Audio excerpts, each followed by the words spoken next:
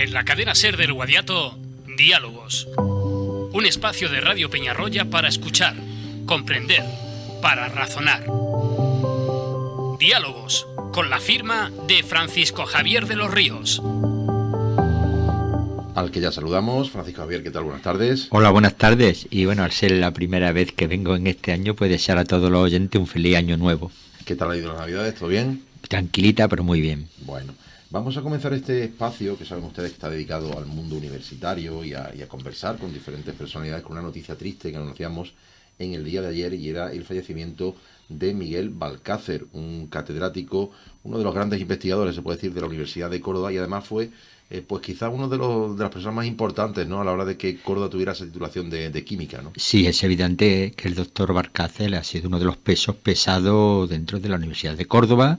Era, como creo que has comentado, del Departamento de Química Analítica, y fue uno de los artífices para que se pudiera crear la Facultad de Química en la Universidad de Córdoba. Bueno, pues ayer fallecía a los 76 años, descanse en paz el catedrático Miguel Balcácer. Pero como la vida sigue y seguimos en estos diálogos tan interesantes que cada lunes tenemos con el profesor de los Ríos, hoy vamos a hablar de un tema muy interesante y lo vamos a hacer con Sebastián Ventura Soto. Profesor de los Ríos, ¿quién es Sebastián Ventura Soto? Pues Sebastián Ventura Soto es catedrático de Ciencia de la Computación e Inteligencia Artificial de la Universidad de Córdoba, su director del Instituto Andaluz de Investigación en Ciencia de Datos e Inteligencia Computacional. Dentro de ese instituto lidera el grupo de investigación denominado Descubrimiento del Conocimiento y Sistema Inteligente, las siglas del inglés KDSI, de Knowledge Discovery and Intelligence System, y está enfocada en la inteligencia computacional y ciencia de datos. Presenta posiciones honoríficas como profesor adjunto en distintas universidades, tiene muchísimas publicaciones específicas, autor de monografía, de libros, director de varias tesis doctorales, director de trabajo fin de máster, fin de grado. Sería interminable seguir por ahí, centrándonos en la labor de investigación que realiza. Comentar que ha sido responsable recientemente del proyecto Mantenimiento Predictivo de Plataformas Terrestres, y dentro de eso se ha especializado en aprendizaje automático, ciencia de datos, dentro de la ciencia de datos, aplicación de resolución de distintos problemas reales de la industria 4.0, que bueno, le preguntaremos qué es eso, medicina de precisión, analítica de aprendizaje, agricultura de precisión, y así sucesivamente. Para no extenderme demasiado y comerme el programa, que no lo podríamos comer más que hablando del currículum tan inmenso que tiene este doctor, comentar que es uno de los 39 investigadores de la UCO que está en la lista de Stanford, que, como creo que ya en alguna ocasión he comentado, recoge los 1000 científicos más influyentes del mundo. Uh-huh. Pues vamos a saludarlo. Sebastián Ventura Soto, ¿qué tal? Buenas tardes. Hola, buenas tardes. Lo primero, agradecerle la presencia en directo. Lo primero, agradecer la presencia en directo en los micrófonos de la cadena SER del Guadiato, en Radio Peñarroya. Y antes de dejarle con Francisco Javier de los Ríos, sí que me gustaría preguntarle por un tema que está muy de actualidad, porque lo leemos pues prácticamente todos los días, con diferentes aplicaciones, que es el tema de la inteligencia artificial. ¿Qué es la inteligencia artificial? A mí el nombre me da un poquillo de recelo. No sé si se puede aplicar a todo o no, y si realmente controla tanto de lo que parece. No, hombre, no. La inteligencia artificial ahora mismo, bueno, académicamente pues se puede definir como una disciplina en la que se pretenden hacer programas de ordenador o artefactos también ingenieriles, ¿no?, como pueden ser los robots y tal, que realizan acciones que son similares a las del comportamiento, a las que hacen los seres inteligentes, ¿no? Entonces realizan labores, pero eso no implica que sean capaces de pensar. Ahora mismo todavía no hemos llegado a ese nivel en el que los ordenadores piensen por sí mismos, que a partir de distintos algoritmos, ya hablaremos después cuando hablemos de lo que es el aprendizaje automático o machine learning, lo que hacen es emular de alguna forma comportamientos que son parecidos a los que somos capaces de hacer los seres humanos. Muchas veces con con dificultad, porque cosas que seguramente son bastante sencillas para nosotros, como reconocer una cara, desde el punto de vista algorítmico son bastante complicadas de llevar a cabo. Buenas tardes, doctor Ventura Soto. Primero, agradecerle, como no, la amabilidad que siempre mostró cuando me puse en contacto con usted para que participase en este programa, que gracias a personas como usted pues lo hace cada día más grande. He leído muy poco la reseña curricular porque es que era enorme, pero sí comentar que me parece muy interesante, como también ha comentado Juan Luis, el compañero que tenemos aquí en el estudio, el tema todo vinculado con el Big Data.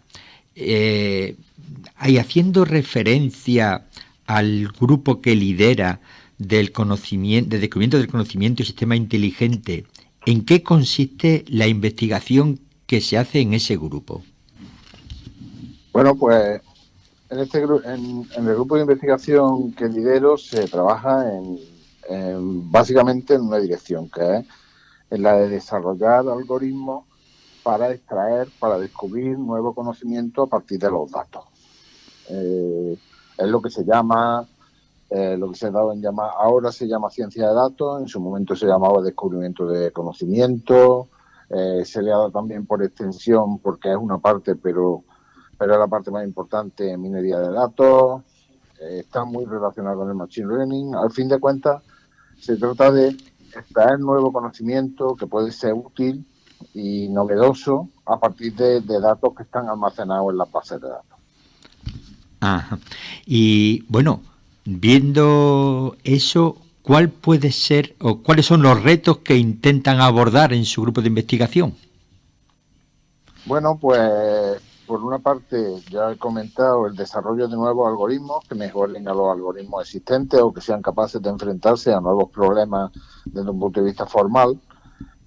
Y luego lo que es casi, bueno, no más importante, pero casi igual de importante, que es la aplicación de esos algoritmos a problemas reales. Y entonces ahí ya es donde está la aplicación de nuestros algoritmos a problemas de biomedicina, a problemas en educación, a problemas en industria, etcétera, ¿no?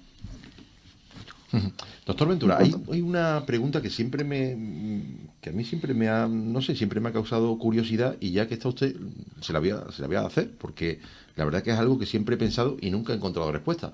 Los datos como tal son algo objetivo. Los Big Data, bueno, son datos, los datos son una cosa objetiva, pero la interpretación de los datos es una cosa subjetiva. ¿Eso cómo se aplica luego? ¿Cómo se hace esas aplicaciones de esos algoritmos a la realidad para solucionar algo? Bueno, la interpretación, hombre, tiene una componente subjetiva en parte, ¿no? Y de hecho, hoy en día se está hablando mucho de lo que es la justicia, digamos, de los modelos de ciencia de datos, de los modelos de minería de datos, ¿no? Pero en realidad el propósito de los datos, el propósito de estos algoritmos no es una cosa subjetiva, no es intentar extraer, por una parte, o bien mediante la búsqueda de similaridades de búsqueda de patrones dentro de los datos, cosas que tienen en común unos ejemplos con respecto a otros, o bien a partir de datos etiquetados, que es una de las disciplinas más frecuentes, la que está más relacionada con el machine learning, que es aprender de los ejemplos, y es de lo que se trata de ver qué similitudes tienen los datos, qué es lo que hace que un ejemplo u otro se diferencie, unos ejemplos se diferencian de otros, ¿no? Por ejemplo, ¿qué te digo yo? Cuando está haciendo reconocimiento de forma, resolviendo un problema de inteligencia artificial, pues la forma, el color, la textura, todo eso son datos que se pueden extraer de la imagen, y esos datos son totalmente objetivos. Y el algoritmo lo que hace es ver qué características de esas variables, cuáles son las variables que realmente son importantes para determinar el patrón que nos interesa. Por ejemplo, diferenciar una manzana de una pera o de un melocotón, cuáles de esas variables, las variables que están relacionadas con el color, las variables que están relacionadas con la textura, las variables que están relacionadas con la forma, cuáles de esas variables son las realmente relevantes y sirven para construir un modelo que luego un sistema de reconocimiento automático de fruta pues te va a llegar y te lo va a utilizar para que cuando se encuentre con una imagen nueva te diga si esa fruta es una pera, si es una manzana o si es una naranja. Y en su momento, pues ese sistema se podrá acoplar a un sistema robótico, como ya hemos visto en la televisión, que te coge y te clasifica fruta. La verdad es que es apasionante todo este mundo de la inteligencia artificial y bueno, y por supuesto, por tanto, la investigación que realiza. Me ha llamado la atención cuando usted hacía referencia a las aplicaciones que se hacen del descubrimiento de conocimiento del sistema inteligente, que he estado viendo que usan mucho la palabra minería. Yo pertenezco a una escuela que su origen era la Escuela de Minas de Belmez, de la Universidad de Córdoba, claro, y me llama la atención minería de datos educativos, análisis de datos sanitarios, minería de datos clínicos, minería de datos industriales, minería de datos de agricultura. A mí me ha gustado, pero ¿por qué ese nombre? Sí, bueno, pues es un poco, el término minería de datos es un término que se acuñó en los 90 para definir un poco una de las fases más importantes del proceso de descubrimiento de conocimiento.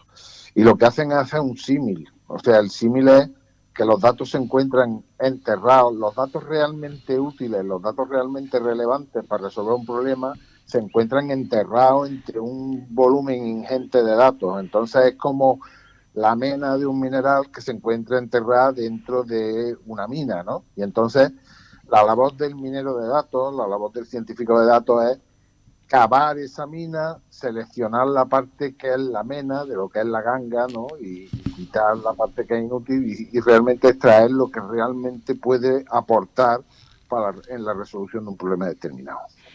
Pues la verdad es que sí me gustaba y me apasionaba el tema, ahora más.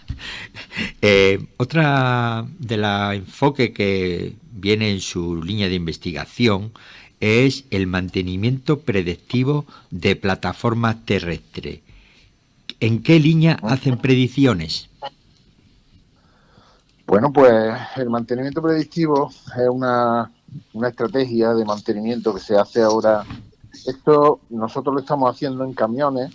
De hecho, es un proyecto que se ha hecho en colaboración con el Parque de Ruedas de Vehículos de Tierra de aquí de Córdoba. Está en el cuartel de Liguerón, ¿no? El cuartel de San Fernando. Y lo que hacemos realmente es una cosa que se lleva haciendo relativamente bastante tiempo en la industria, ¿no? Cuando se está haciendo el mantenimiento de una maquinaria, sea una instalación industrial completa o sea una máquina específica, existen tres formas de enfocar el mantenimiento de esa instalación, ¿no? Una de ellas es lo que se llama el mantenimiento correctivo. El mantenimiento correctivo es básicamente esperarse a que se rompa. Se arregla cuando se rompe y mientras pues yo no me ocupo de la máquina, ¿no? ¿Esto qué problema tiene? Que cuando la máquina se estropea, pues se tira un montón de tiempo sin funcionar, se tira un montón de tiempo inactiva y posiblemente se tarda más de lo que se esperaba en recuperar la operatividad del sistema. La alternativa a eso es lo que se ha hecho toda la vida, que es el mantenimiento que se llama preventivo. Se hace una estadística del tiempo de uso de las piezas de desgaste, de la durabilidad de los elementos de la instalación, y entonces lo que se hace es que se establece cada X tiempo, el tiempo que tienen que pararse, y se hace una revisión del estado en el que se encuentra la maquinaria. Eso es lo que hacemos nosotros normalmente con los coches, con los vehículos, con los coches, con los camiones, que cada X cientos, miles de kilómetros, pues paramos, lo llevamos a la casa y el mecánico pues lo que hace es mirar los distintos elementos y ver si alguno hay que sustituirlo o no. ¿Eso qué problema tiene? Que esas estrategias suelen ser un poco conservadoras en el sentido de que lo que intentan es evitar al máximo de que se produzca una rotura antes de que se haga la revisión. Entonces, ¿qué es lo que hacemos en mantenimiento predictivo? Pues el mantenimiento predictivo lo que se hace es que desde que existe la posibilidad de monitorizar el funcionamiento de las máquinas utilizando sensores que transmiten los datos a través de lo que se llama la Internet de las cosas, ¿no? O sea, estos sensores están comunicados a través de red con un servidor. Almacenamos la información de esos sensores de distintas variables de interés. En el caso nuestro, pues nosotros lo que hacíamos es guardar información sobre el estado del motor, sobre el estado de los frenos, sobre el estado del catalizador que se utiliza para la salida de gases de los motores. Y a partir de esa información nosotros construimos unos modelos que te dicen qué probabilidad hay de que se produzca en un periodo más o menos corto de tiempo una avería. Si somos capaces de anticiparnos una semana, por ejemplo, que se produzca una avería, cuando se lanza la alerta, pues automáticamente se puede llevar el coche entonces al taller, el vehículo o la maquinaria, se puede llegar al taller, el operario la revisa y entonces procedería a la reparación que haga falta. Entonces lo que estamos haciendo es apurar al máximo el tiempo de uso sin esperar a que se rompa la maquinaria, ¿no? Y con eso pues se produce un incremento de la disponibilidad, un ahorro, etcétera, ¿no? Entonces ese es, digamos, lo que hemos hecho nosotros en este proyecto con 65 vehículos del ejército de tierra, pero que son vehículos que se utilizan en transporte, como decían, son vehículos muy parecidos a los que se usan en transporte de mercancía. Entonces, con lo que usted acaba de comentar, que han trabajado con el ejército, supongo, y no sé si usted me podrá confirmar si es así, que seguirán colaborando más con la base logística que se va a poner en Córdoba. Sí, bueno, este proyecto arrancó hace 2 años, el piloto lo entregamos en noviembre del año pasado y el ejército pues mostró su interés tanto por el proyecto inicialmente como por los resultados que se han materializado en un demostrador físico, ¿no? Uh-huh. Y la idea que tienen es que la extensión, la mejora de este proyecto pues forme parte de las distintas herramientas que se utilizarán en la base logística del Ejército de Tierra, efectivamente. Sí. Bueno, yo cuando me preparaba el programa pretendía preguntarle qué ventaja llevaba para la humanidad las predicciones, pero es que ya me han quedado muy claras. Ahora lo que puedo plantearle es la pregunta contraria. ¿Tiene un inconveniente la predicción o no hay ningún inconveniente? Hombre, en este caso, no. En este caso, realmente, si te equivocas en la predicción, si da un falso positivo, lo único que pasa es que conseguiría un efecto parecido al que he hecho antes referencia con el mantenimiento preventivo, que haría la revisión antes de tiempo. Ajá. Depende de cómo se haga la predicción, depende de que la previsión sea más bien pesimista o más bien más bien conservadora, ¿no? Si es optimista o bien optimista, ¿no? Esto en Machine Learning es lo que se llama el problema de los falsos positivos o los falsos negativos, ¿no? Cuando estás prediciendo una enfermedad, por ejemplo, y el diagnóstico es una forma de enfermedad, una enfermedad del motor, ¿no? Por llamarlo de alguna forma, pues cuando se produce un falso negativo es mucho más peligroso que cuando se produce un falso positivo, ¿no? Porque si se produce un falso positivo, pues el sistema lo que te está diciendo es que la maquinaria se va a averiar y entonces te pone en alerta, tú haces pruebas para contrastar que de verdad está o no está averiado el sistema o de verdad hay un problema. Si no hay ningún problema, pues bueno, pues vuelve a poner a la máquina en funcionamiento. Es mucho más peligroso un falso negativo, en el sentido de que si el sistema te dice que la máquina está en perfecto estado de salud, pero se ha equivocado en la predicción, entonces sí que se podría producir una rotura, ¿no? Es lo mismo que si una prueba clínica te dijera que no tienes una enfermedad y luego al final sí que la tienes, ¿no? Entonces, normalmente los sistemas estos procuran, en la medida de lo posible, preocuparse más de los falsos positivos que de los falsos negativos. En otros problemas, en otro tipo de ejemplos, pues como puede ser, yo que sé, pues la predicción de spam, pues quizás lo contrario es más conveniente que esto, porque si tú consideras que un correo es un spam y lo borras de tu bandeja de correo, es más grave que si tú dejas pasar un correo como que no es spam.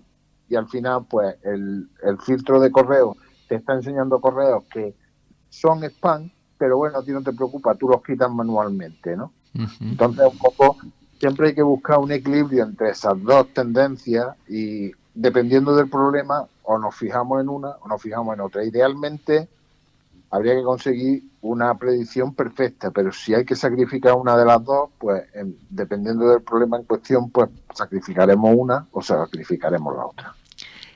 Doctor Ventura, cuando estaba usted hablando de los falsos positivos y falsos negativos, se me ha venido a la mente que si algún oyente se hubiese conectado en ese momento, pensaría que estábamos hablando del COVID, porque la verdad es que hay un paralelismo total en el tratamiento de enfermedades como en el tratamiento de los datos de predicción que hacen ustedes.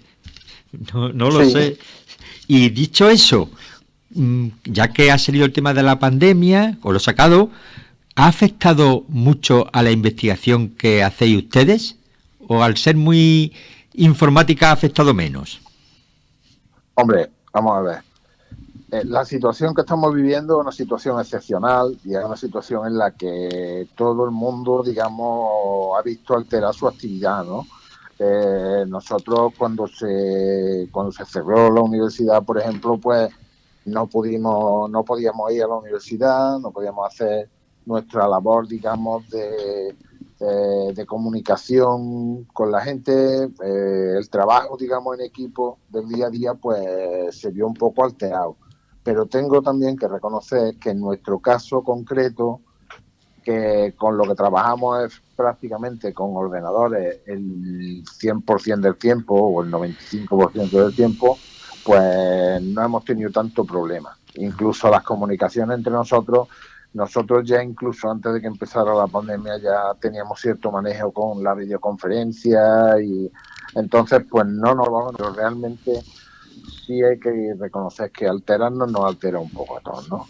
Y sobre todo cuando la parte de resolución de problemas reales, cuando tienes que reunirte con la gente con las manos en los dominios de los problemas que estás haciendo. Por ejemplo, nosotros hemos trabajado en minería de datos clínicos, que es lo mismo, pero en enfermedades. Claro, ahora mismo con los equipos de medicina están trabajando en los hospitales, están entregados luchando contra la enfermedad, entonces tú no puedes llegarle, por ejemplo, yo tengo cierto contacto con la gente de neumología, yo no puedo llegarle al jefe de neumología ahora a decirle, oye, ¿qué pasa con lo nuestro? ¿Vamos a seguir colaborando?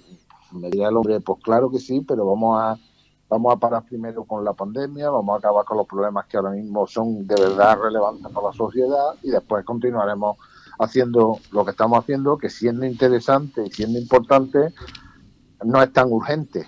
Entonces, en ese sentido sí que nos ha afectado un poco la situación. Bueno, otra pregunta, también he visto que trabajan en aprendizaje automático.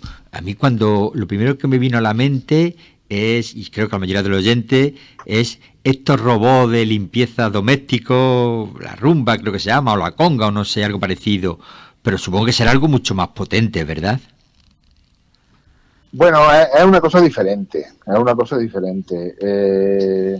en realidad, los algoritmos de aprendizaje automático, el aprendizaje automático como disciplina, es una disciplina que lleva ya bastantes años, lleva desde los años 50, 60. Al fin de cuentas, un algoritmo de aprendizaje automático es un algoritmo que intenta aprender de los datos, que intenta aprender de la experiencia. Entonces, a diferencia, antiguamente los primeros modelos que se hacían de inteligencia se hacían codificando el conocimiento mediante reglas, ¿no? Entonces, se contactaba, pues os digo yo, esos son los sistemas expertos que se usaban mucho en los años 70, en los 80, pues consistían en que un experto en un dominio te decía, te expresaba el conocimiento que tenía sobre un problema, ese conocimiento se implementaba mediante reglas y se desarrollaban programas, se iban cumpliendo reglas que se disparaban o no y en función de disparaban se hacía una predicción, se hacía una labor, se hacía una tarea. hoy, a partir de que en aprendizaje automático, la filosofía es completamente distinta. La filosofía es aprender a partir de ejemplos. Tú vas presentando lo que he comentado antes de las imágenes de fruta, por ejemplo, o de las enfermedades, es básicamente lo mismo. Tú tienes una base de datos con un montón de variables que pueden o no ser relevantes. Ahí está el proceso de aprendizaje, y el sistema lo que va recibiendo es datos, y a partir de esos datos pues tiene que ir viendo qué datos son los que internamente va a utilizar para realizar la misma labor que le estamos pidiendo que haga, sea reconocer un tipo de fruta u otro, sea predecir si una persona a partir de unos síntomas tiene o no tiene una enfermedad, en fin, multitud de problemas que se resuelven de esta manera, ¿no? Pero básicamente el aprendizaje automático no es lo de la rumba, digamos. Son una serie de comportamientos que algunos están relacionados con aprendizaje, otros no, o a fin de cuentas el robot ese lo que tiene es un sensor que le permite moverse por la casa, y lo demás realmente no es inteligente. O sea, el Roomba ese, la aspiradora esa almacenada, lo único que hace es se va moviendo por la habitación. Cuando choca, pues hay un sistema electrónico que dice, pues ahora vuélvete para atrás, o gírate con un ángulo más o menos aleatorio para que así toda la casa, pero que no va buscando la suciedad, ni va haciendo nada que podamos calificar como un comportamiento medianamente inteligente, ¿no? Pues sí, seguro que es así. A mí lo que me venía a la mente era el almacén y el reconocimiento de la casa donde está, y que sabe ir ya por todos los sitios y sabe cuando se va quedando sin batería ir a su carga. Pero bueno, nos estamos quedando sin tiempo lamentablemente, porque la radio es así, y quiero para finalizar hacerle un poquito, conocer más un poquito a la persona que hoy tenemos con nosotros en cuanto a gusto. ¿Cuál es la música preferida para usted? ¿Un solista, un grupo, una canción? Bueno, yo suelo escuchar música de todo tipo, ¿no? Pero la música que especialmente me llama la atención es rock. Pues yo llevo escuchando rock desde los 14 años que descubrí Deep Purple. Eso, digamos, que me marcó, ¿no? Y a partir de entonces, pues he escuchado básicamente rock, heavy metal, después rock progresivo, ese tipo de música. Fundamentalmente música relacionada con el rock. ¿Y literatura? Literatura, pues he leído de todo. Leer me gusta de todo, desde filosofía, ciencia ficción. Últimamente tengo poco tiempo para leer porque me dedico más a leer cosas relacionadas con el trabajo, ¿no? Pero me leo cualquier cosa que me llegue a las manos. El caso, tengo la casa llena de libros, como no puedo de otra manera, y libros de todo tipo, desde libros de cocina, de dietética, de salud, yo qué sé, mil cosas. La última pregunta, porque nos quedamos sin tiempo. 10 segundos. ¿Afición? La música. Antes tenía más tiempo para tocaba la guitarra, ahora prácticamente no la toco, pero me encanta. Pues profesor, doctor Sebastián Ventura Soto, gracias por compartir este ratito de radio con todos los oyentes de la cadena SER del Guadiato. Le agradecemos su presencia y despedirlo y darle las gracias. Muchas gracias, doctor Ventura. Muchas gracias a vosotros. Nosotros llegamos al final. Gracias, Francisco Javier de los Ríos. Luis Miguel Recobar estuvo en la ingeniería técnica. Llegamos a las 2 de la tarde. Se quedan en compañía de hora 14 con la cadena SER. Mañana más información aquí a partir de las 12:30. Hasta mañana. Adiós.